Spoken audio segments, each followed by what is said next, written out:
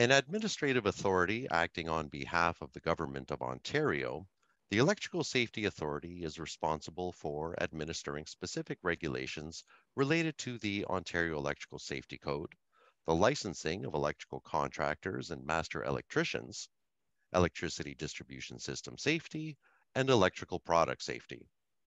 And, effective April 4th, ESA welcomed Josie Erzetic as its new president and CEO.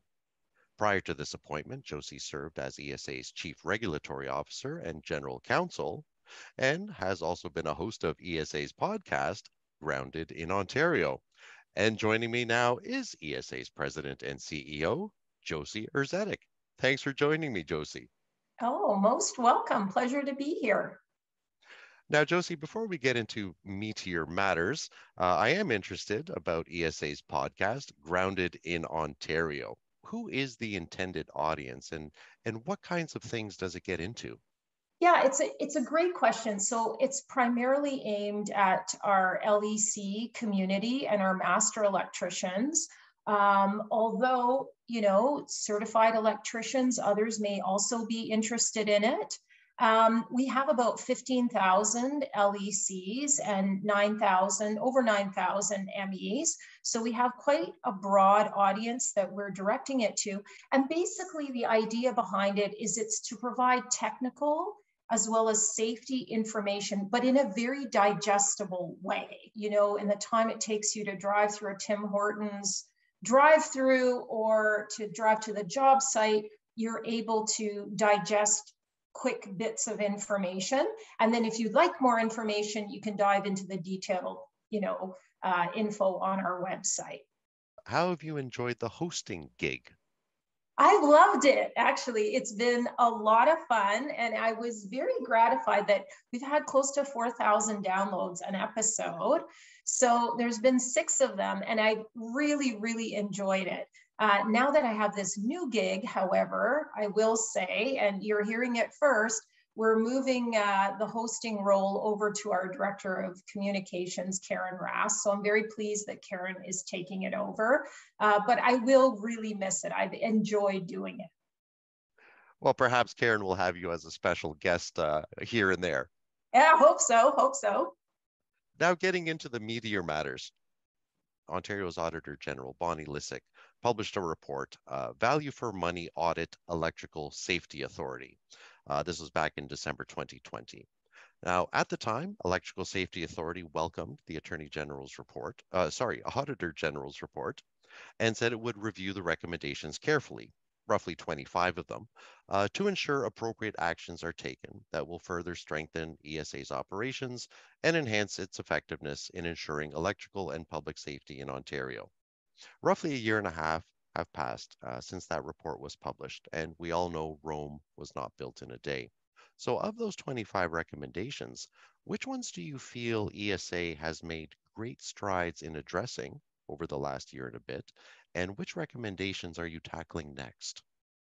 Yeah, so it's a really great question, and I'm very proud to say that we have about 78% of the deliverables completed as of today's date. So very, very pleased about that. And the way we've broken it down, as you've said, it's 25 recommendations, but some of those recommendations, you'll recall, are multi-layered. So under a single recommendation, there may be 2 or 3 deliverables. So we looked at it as 50 deliverables, and of that, we've completed 39. And you're absolutely right. David Colley, my predecessor, has said that we welcome the report, and I still say that today because it's shed some light in some areas that deserved improvement, and we've really looked at those areas, and I think we are improving in those areas. So I'll hit a couple of the highlights as you suggested. One of them is really to refine our approach to RBO. The AG pointed out that we want to do fewer inspections of low risk installations, and we agreed with that.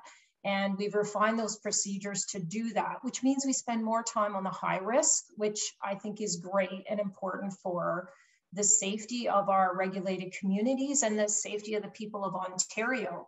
The other area that they pointed out was remote inspections, and to do more of those remote inspections. Now, what do I mean by that? I mean doing inspections using video or using photographs is an efficiency benefit both to them and to us. So over the last year, we processed over 11,000 photos as part of our inspection process. So that's something that we've really derived a lot of value from. And I think another area is administrative monetary penalties. So we did a lot of consultation with the regulated community about what I'll call AMPs, administrative monetary penalties. And it basically allows us to issue fines. Our legislation had to be amended in order to enable us to do that. So that has happened. We're still waiting for a regulation to complete that process. But I think AMPS makes us more efficient. It means we do fewer prosecutions, which are frankly very costly, both in terms of time and money. And it means that we'll be able to go after the underground economy in a much more direct, efficient way, which I think is also a real benefit, to us and to the regulated community. So, where do we still need to do a lot of work? That's where I bring up something like product safety. And I know probably a lot of people that are either listening to this or that will be reading your publication will think about how much online shopping they did throughout COVID, and think about all the people that are buying electrical products that are potentially unapproved, uncertified. So that's an area where we have jurisdiction. We share jurisdiction actually with Health Canada. The AG pointed out that this is an area of concern, and we absolutely agree. So what we did in response is we formed a task force, so obviously includes ourselves, but it also includes our provincial ministry, as well as Health Canada from the federal government, as well as bricks and mortar retailers and online retailers, industry reps, and consumers. So we really talked about what is happening with online shopping, and in an electrical context, what are the real concerns and the safety issues, and what are we going to do about it? So as you can imagine, it's multi-jurisdictional. So, and as you said earlier, Rome wasn't built in a day.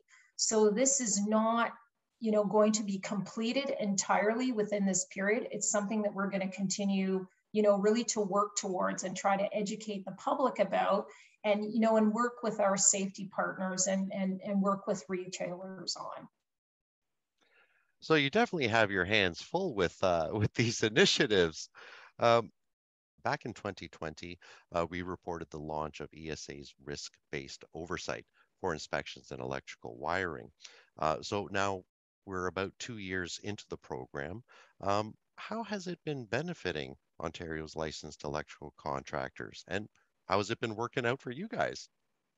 Yeah, I think it has really benefited both the licensed electrical contractor community and homeowners, as well as ourselves. And something really basic, like if we know we wouldn't be inspecting a certain installation, we are now, I'd say 90%, close to 90% of the time, letting the LEC know 24 hours in advance. So from a purely business perspective, it means they aren't waiting around on a site for us. They aren't, leaving certain parts of the installation open so we can get in behind walls to look at wiring. So there's an efficiency aspect to that.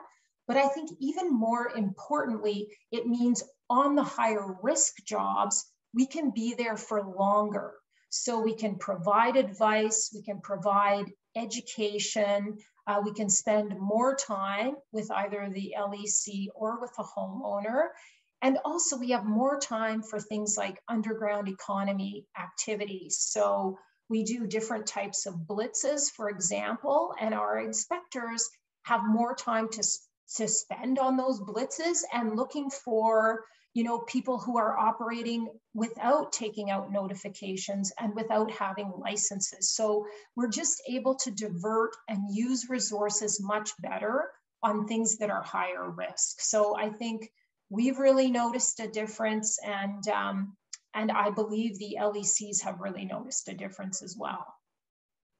This one is probably going to be a little tricky, and it speaks to evolution and adaptability, but Canada is moving toward the electrification of everything, or just about anything possible.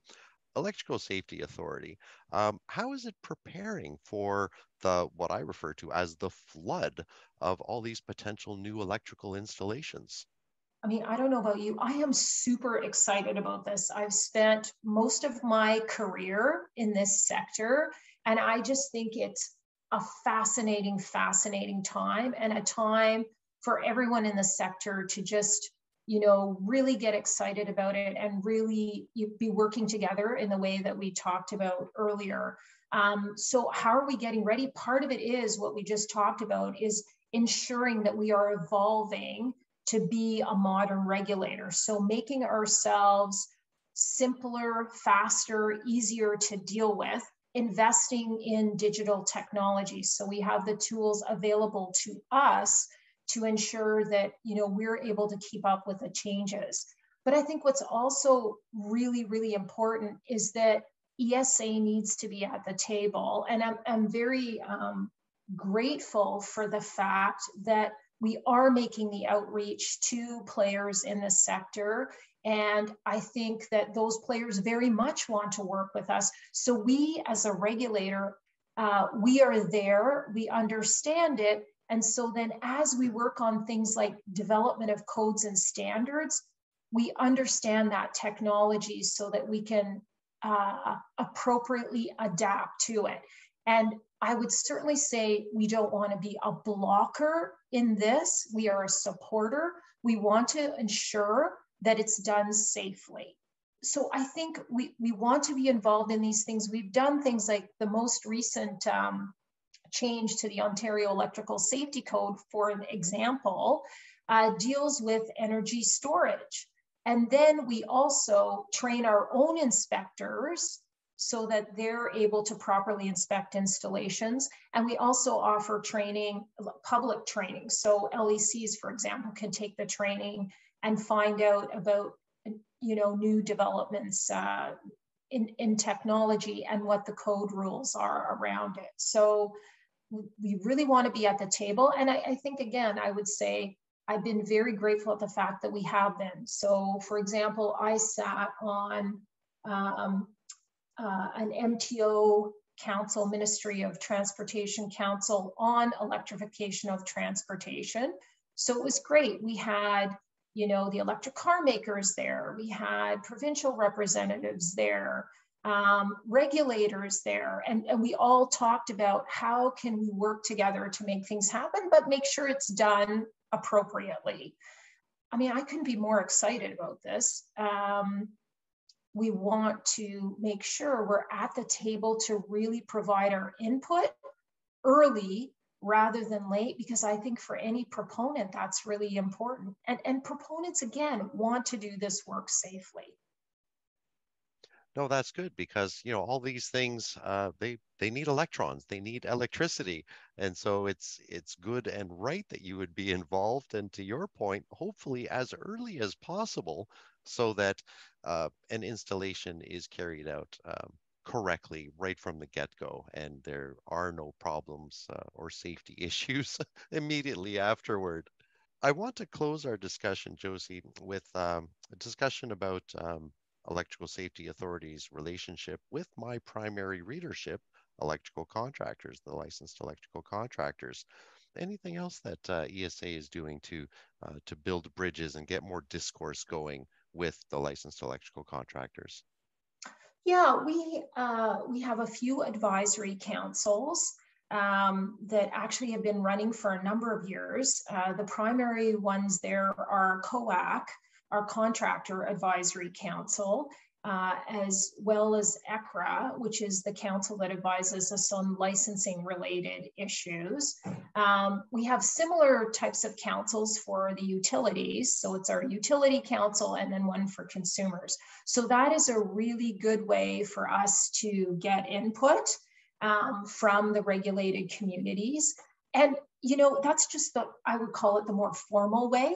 But we have all kinds of informal outreach as well. So we're making a real effort to ensure that we have regular touch points with the major associations, for example, so both the OEL and the ECAO.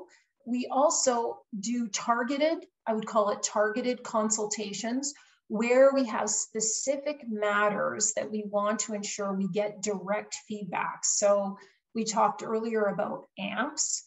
So AMPS went through a directed consultation, both through the advisory council, but as well as a stakeholder consultation. Similar with something that we're also looking at, which is continuing mandatory education for master electricians, also a targeted consultation on that one. So we really, we want to make sure that we've got the kind of relationship, and I alluded earlier to transparency and accountability, where we can reach out to the licensed community and they can also reach to us. Like there's a lot of ways, even through our website, it's as simple as that, that contractors can reach out to us with their issues. And also, I think an issue we've heard about a lot is around the underground economy. And that's something where we've been putting tremendous effort into looking at areas where we see certainly significant non-compliance, or at least a trend of non-compliance, and really directing our efforts there. So when we look at Kijiji, and we specifically look for folks there who are advertising and do not carry licenses, so are operating outside of the regulations and outside of the licensed community. So, you know, we're undertaking these things because we really do support the licensed community, and we want to ensure compliance, and we want to ensure we can bring as many of those folks into compliance as possible. Josie, I really appreciate you taking the time to chat with me today. We had sort of a full docket here with all the questions that I had prepared for you, but I appreciate you actually not shying away from any of them and tackling them straight on. Thank you. Well, thank you, Anthony. I really appreciated it. And it's been, as I said earlier, an absolute pleasure to be here.